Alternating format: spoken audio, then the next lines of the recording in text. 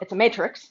And you can orient the matrix however you'd like. So in the example that I just gave, I had inward or overhand opposite in the north position in the opposite direction matrix, and I had clockwise in the north position in the same direction matrix. But you could turn it on its ear and you could flip the matrix, and if you're trying to move from one matrix, opposite direction, to the other matrix, same direction, then what you have to think about is we have to do something going from same direction to opposite direction. You can stop a poi, you can tap back a poi, you can spiral one of your poi, you could wrap, you could do a plane back. All of these are different examples of how we get from, we get over, under, around the wall to go from one matrix to the other matrix. Now then the question is, do you also turn? Because if you were to always orient the way these diagrams are, north would always be clockwise in same direction, and inward would always be north in opposite direction. But maybe that's not what you want. Maybe south is what's facing the audience, and you want inward to be south. So you have to sometimes also turn to get where you're going. As an easy example, you want to transition between a butterfly and an overhand weave. I use this because it's a super simple example.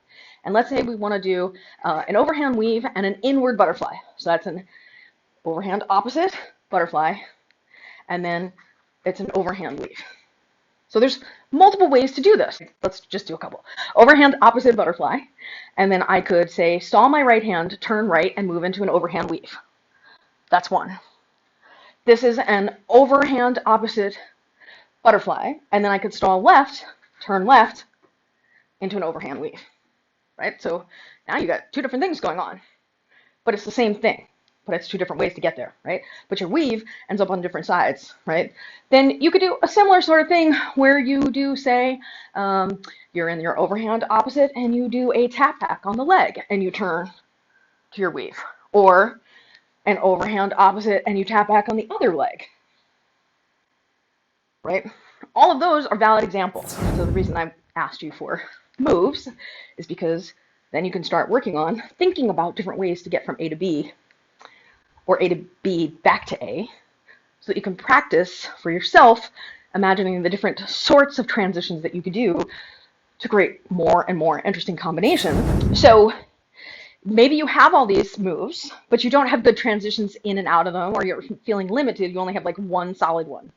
By explicitly sitting down and diagramming options, you can figure out what you like, what aesthetic you like, because you can film them. You can say, oh, I like the way that looks. If I refine that, that would look really good. Or that one, I don't like that one so much, right? And then you can start integrating those as, you can start thinking of those combos like moves. I mean, a lot of people will talk about the weave fountain like it's a move, right? This to this to this, but it's not a move. It's three moves. It's a combo. It's overhand to underhand to overhand weave.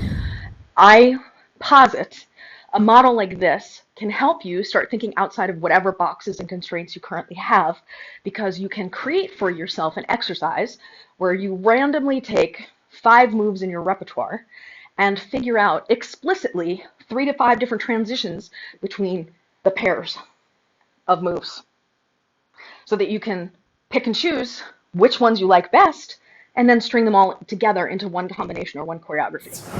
It's a way to think about it. It's not necessarily a way to feel it. However, once you start treating the combination, right, so it's move A, transition, move B.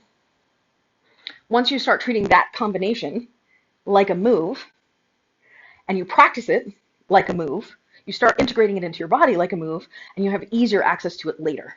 So if you start having this way of designing, oh, well, I really love when I do that transition with the toss. I mean, like a toss is a really great example to go from A to B, right?